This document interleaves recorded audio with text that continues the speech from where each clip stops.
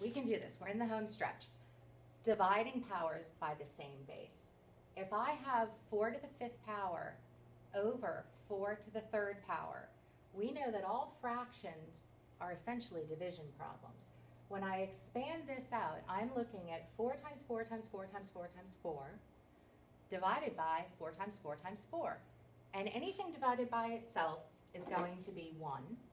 So I have this 4 divided by this 4, which gives me 1. This 4 and this 4 is 1. This 4 and this 4 is 1. And that leaves me with 4 times 4, which I can rewrite as 4 to the 2nd power.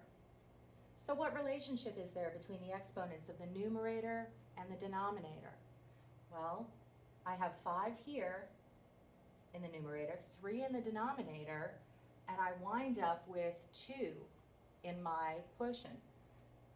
So essentially I'm saying, as long as I have the same base, I can subtract the exponents. 5 minus 3 is 2.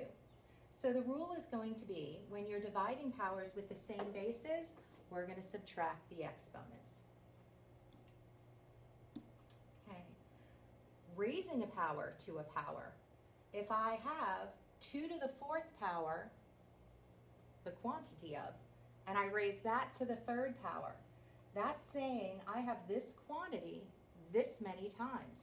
So 2 to the 4th times 2 to the 4th times 2 to the 4th. And we just learned that when I am multiplying the same bases, I add the exponents. This is what it looks like. 2 times 2 times 2 times 2 times 2 times 2 times 2 times 2 times 2 times 2 times 2 times 2. Altogether, I have 12 2's. I get 2 to the 2nd power. So what's the relationship between this exponent and the exponent it's being raised to? I'm hoping that you recognize that we're multiplying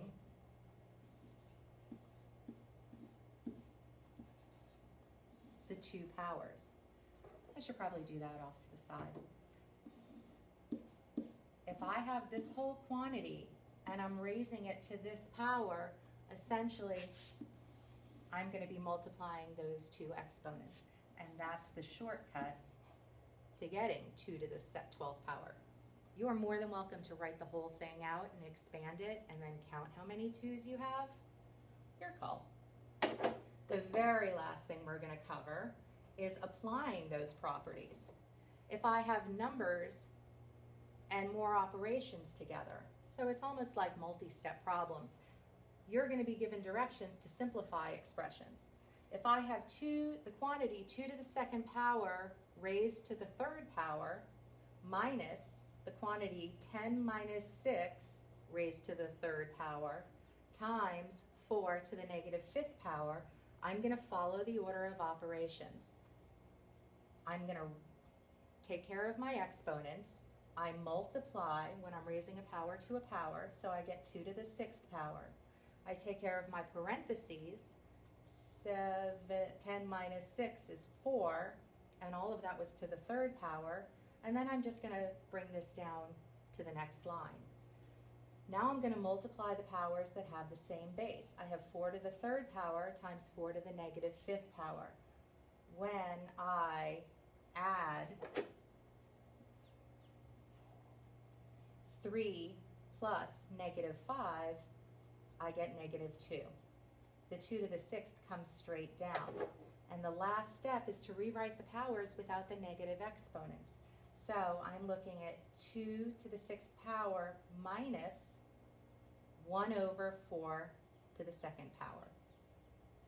And that is how I'm applying my properties and how I can use exponents to write equivalent expressions.